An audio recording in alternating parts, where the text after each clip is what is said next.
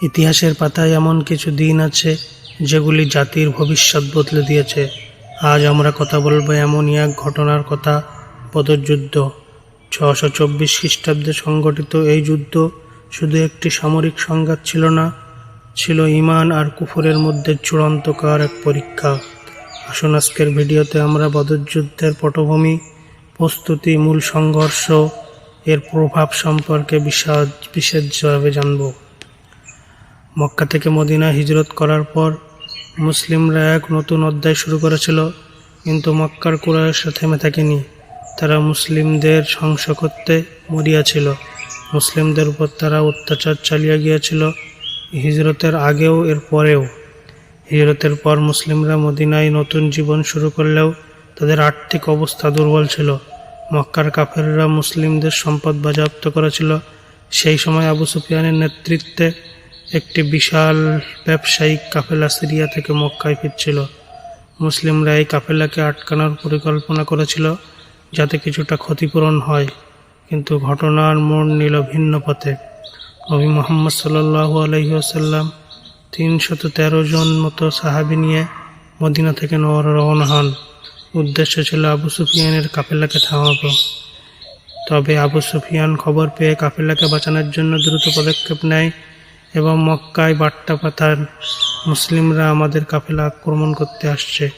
মক্কার কুরাইশরা বিশাল এক বাহিনী গঠন করে 1000-এর বেশি সৈন্য, 100টি ঘোড়া, অসংখ্য উট ও সম্পদ সহ। তাদের নেতৃত্ব ছিল আবু জাহেল, যাকে তারা ওই উম্মতের ফিরাউন বলতো।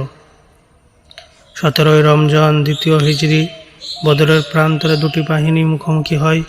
মুসলিম বাহিনী মাত্র 313 জন, আর যার মধ্যে ছিল 70টি উট, 2টি ঘোড়া। তাদের মধ্যে মাত্র কয়েকজনের কাছে তরবারি ও বর্ম ছিল। অন্যদিকে কুরাইশরা ছিল শক্তিশালী 3 গুণ বেশি। যুদ্ধের আগে নবী মুহাম্মদ সাল্লাল্লাহু আলাইহি ওয়াসাল্লাম আল্লাহর কাছে দোয়া করেন, হে আল্লাহ, যদি আজ এই দলটি পরাজিত হয় তবে পৃথিবীতে আর তোমার ইবাদত করা হবে না। তিনি দোয়ায় এতটাই আবেগপূর্ণ হয়ে পড়েছিলেন যে তার চাদর পড়ে যাচ্ছিল। হযরত আবু বকর রাদিয়াল্লাহু তাআলা আনহু এসে তাকে শান্ত করেন, আশ্বাস করেন আল্লাহর সাহায্যের ব্যাপারে। কুরআনুল কারিমে বলা হয়েছে, বদরের যুদ্ধে আল্লাহ 1000 ফেরেশতা পাঠিয়েছিলেন মুসলিমদের সহায়তার জন্য। সূরা আনফাল আয়াত নম্বর 9। যুদ্ধ শুরু হয় ঐতিহাসিক পদ্ধতিতে। 3 জন কুরাইশ নেতা সামনে আসে, উতবা, সাইবা, ওয়ালিদ ইবনে উতবা। তাদের মোকাবেলায় এগিয়ে আসেন হযরত হামজা রাদিয়াল্লাহু তাআলা আনহু, হযরত আলী রাদিয়াল্লাহু তাআলা আনহু ও হযরত উবাইদা রাদিয়াল্লাহু তাআলা আনহু। মুসলিমরা এই প্রথম 3 জন নেতাকে পরাজিত করে এবং এরপর পুরোদমে যুদ্ধ শুরু হয়। মুসলিমরা অকল্পনীয় সাহস দেখায়। ফেরেশতারা বিভিন্ন রূপে নেমে আসে মুসলিমদের পাশে যুদ্ধ করে। কুরাইশরা এমন এক আতঙ্কে হয়ে পড়ে যায় যে তাদের সৈন্য দলের মনোবল ভেঙে যায়।